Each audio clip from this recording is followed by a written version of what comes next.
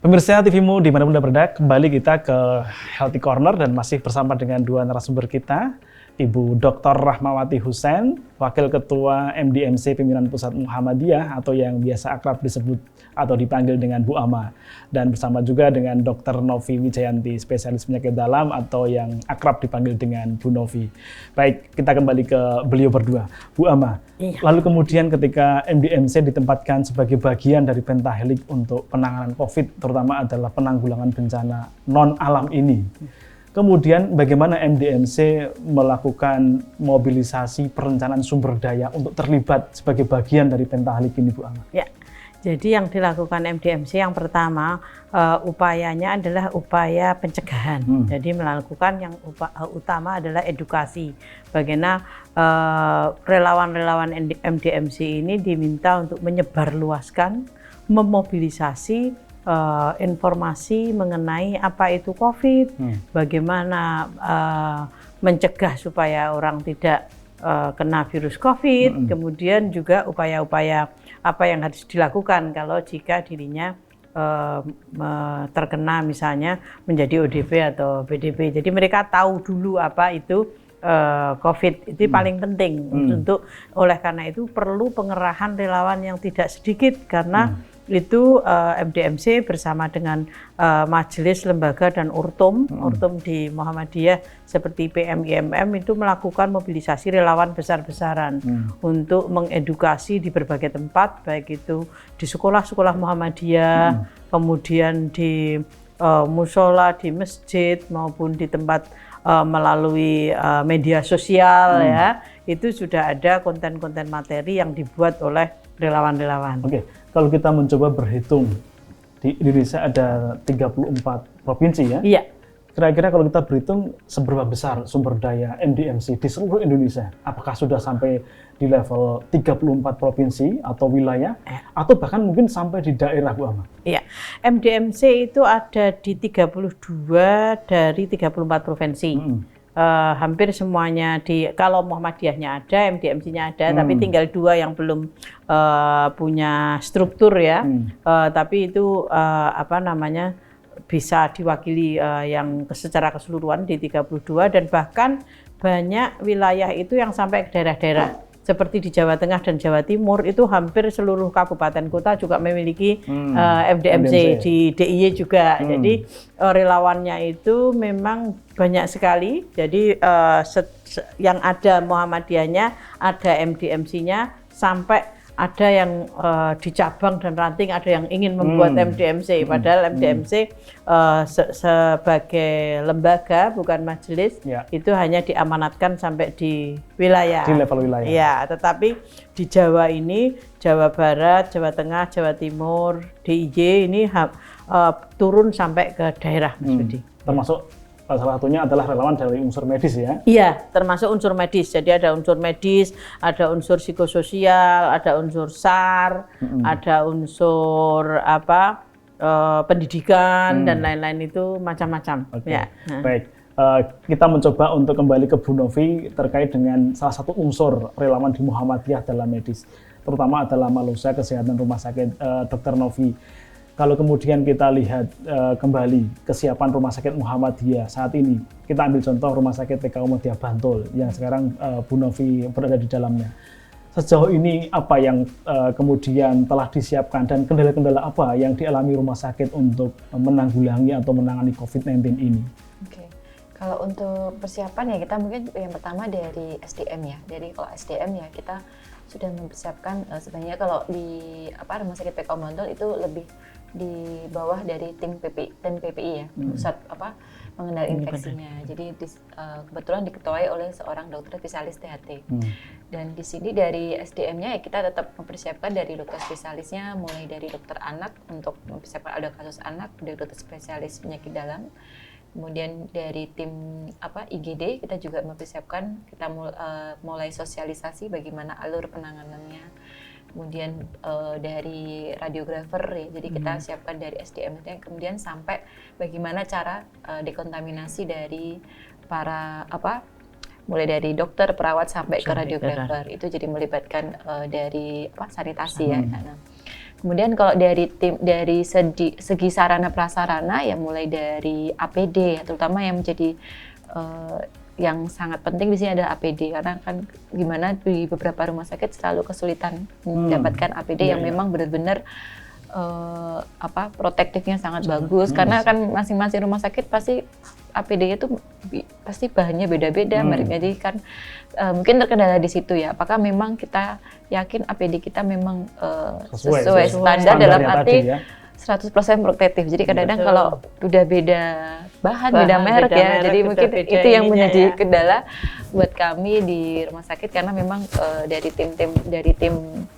logistiknya juga sangat terkendala untuk mencari APD yang sesuai, bahkan bisa datang cepat itu udah bersyukur sekali. Mulai dari yang paling sederhana masker ya, bahkan hand sanitizer aja kita juga masih kesulitan. Tapi tetap kita berusaha memberikan yang terbaik ya, mudah-mudahan kalau kita niatnya baik ya Bu ya. Jadi mungkin dipermudah. Dan kita juga di rumah sakit juga selain kita dari segi tim medisnya, kita kan juga dari edukasi ke pasien atau pengunjung rumah sakit. Saat ini kan rumah sakit PKU sama dengan banyak rumah sakit juga sudah menerapkan bagaimana kita zero visitor. Jadi tidak ada pengunjung, maksudnya yang menengok. Jadi hanya pengunjung yang membesuk ya. Jadi hanya murni bahwa memang pengunjung itu hanya untuk berobat, tidak untuk menengok yang sedang sakit. Nah, kita sudah mulai mengembangkan dan kita juga mengatur bagaimana tempat duduk antrian pasien-pasien di poli untuk diberikan jarak paling sedikit 1 meter. Kita sudah mulai dari situ juga. Oke. Nah, kalau kita hitung kemudian dengan kehadiran pasien dan kemudian trennya, kira-kira apa yang menjadi kendala di rumah sakit sendiri kalau kemudian kita kontekan secara general bahwa penyebaran COVID yang semakin masif, kemudian ini menjadi bagian awal. Kira-kira apa yang menjadi kendala di rumah sakit sendiri yang bisa jadi ini juga dialami rumah sakit yang lain selain SDM tentunya? Ya kalau nanti kan kendalanya mungkin ketika ada pasien, kita mungkin salah satunya ada ruang isolasi ya. Apakah memang ruang isolasi mulai dari kita menerima di IGD sampai kita memang memutuskan pasien ini harus dirawat atau kita pulangkan dengan pemantauan gitu. Nah, ketika kita menerima pertama kan mungkin ruang isolasinya apakah memang sudah memenuhi dan tidak mengganggu dengan pasien lain. Itu saya kira kendala yang cukup krusial sekali ketika teman-teman garda depan ya. Kita kan nggak pernah tahu pasien datangkan sendiri, tiba-tiba keluhannya apa dan tiba-tiba termasuk ke gejala COVID ya, mungkin karena mungkin dia riwayat kontak atau pergi pulang dari daerah yang terjangkit. Jadi kadang-kadang itu yang menjadi kendala. Tapi memang dari teman-teman IGD kita sudah pesan ya, kita sudah bahwa apapun kita harus siap ya. Jadi namanya juga wabah kan, kita juga harus prepare dulu. Jadi tidak menunggu cuman batuk pilek biasa misalkan ya. Ternyata digali-gali ternyata ada faktor resiko. Jadi kita kendalanya kan mungkin teman-teman di IGD belum siap ya. Maksudnya belum terbiasa dalam arti baru ngeh gitu. Jadi itu kadang-kadang menjadi kendala juga. Tapi secara nasional angka-angka ini kan begitu fantastis ya perbandingannya ya. Dilihat kalau kemudian dari 300 sekian, kemudian 25 meninggal. Sehingga kalau kita hitung mungkin perbandingannya sekitar bisa berapa persen tuh, Mbak? Hampir 7, 10, hampir 8, 9%. 9% ya. Tinggi ya. Persen tinggi sekali. Kira-kira kalau kemudian kita lihat secara internal di Rumah Sakit Muhammadiyah sendiri, kalau kemudian ini nanti, angka ini akan naik, bagaimana dengan ruang isolasi Rumah Sakit Muhammadiyah sendiri? Terkhusus misalnya Rumah Sakit TKU Muhammadiyah Bantul misalnya. Ya, karena kita sudah mempersiapkan diri ya, bahkan Dinkes di Bantul sudah menunjuk Rumah Sakit PKU Bantul untuk menjadi rumah sakit rujukan tambahan ya. Jadi kemarin dari manajemen juga akan mempertimbangkan kita akan membentuk ruang isolasi yang baru selain yang sudah ada. Saat ini ada berapa ruang isolasi? Saat ini yang sudah disiapkan ada 3. Ada 3. Jadi kalau memang nanti membutuhkan karena ada penambahan kasus ya.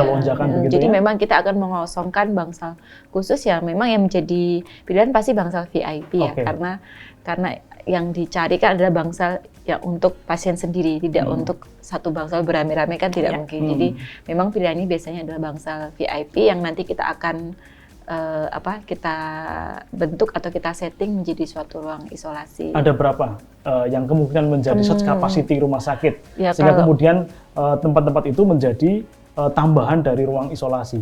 Kalau rencana yang memang untuk dipersiapkan sekitar 5 tambahan 5 sementara yang mau karena itu yang menjadi tempat yang bangsa itu paling memungkinkan karena dia tidak banyak diakses, ada pintu tambahan yang memang nanti ambulans tidak perlu ketika mau mengantar pasien itu tidak perlu masuk melewati lorong-lorong rumah sakit, jadi dia bisa langsung dari luar dihubungkan pintu dari luar langsung masuk ke bangsal isolasinya itu sendiri.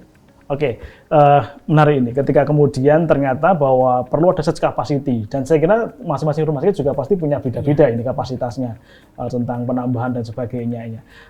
Bu Ama, kembali kepada relawan Muhammadiyah.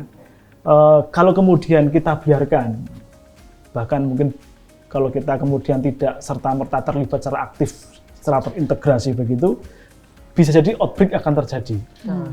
Lalu kemudian relawan Muhammadiyah tadi, yang sekian klaster tadi itu, apakah kemudian MDMC sudah mulai mendesain sebuah perencanaan yang kemudian menterpadukan antar klaster, antar golongan tadi agar kemudian antar bidang misalnya kemudian bersatu untuk tadi mengurai permasalahan yang demikian, Bu Ama? Ya, jadi kita sudah mendesain atau melakukan strategi supaya relawan itu semua terlibat. Jadi misalnya tadi salah satunya dengan melakukan edukasi, kemudian yang kedua juga mendorong relawan-relawan yang SAR ini untuk bisa membantu membersihkan semua tempat ibadah atau juga tempat fasilitas publik lainnya ya, seperti sekolah, gedung, aula dan sebagainya dengan disinfektan misalnya supaya dilakukan pencegahan ya untuk mengurangi ini dampak virus tadi. Juga kita berupaya mengerahkan tim psikososial karena kan untuk menghindari orang-orang yang tinggal di rumah itu akan kemungkinan stresnya kan tinggi. Ya. Nah ini gimana kita? Nah ini menarik tentang stres Mbak. Tapi saya kira nanti kita bahas setelah yang satu ini. Ya. Bu Ama, Bu Novi, kita bersabar dulu. Pemirsa TV-mu dimanapun Anda berada, kita akan break dulu dan nanti kita akan kupas kembali tentang bagaimana menangani yang stres-stres itu setelah yang satu ini.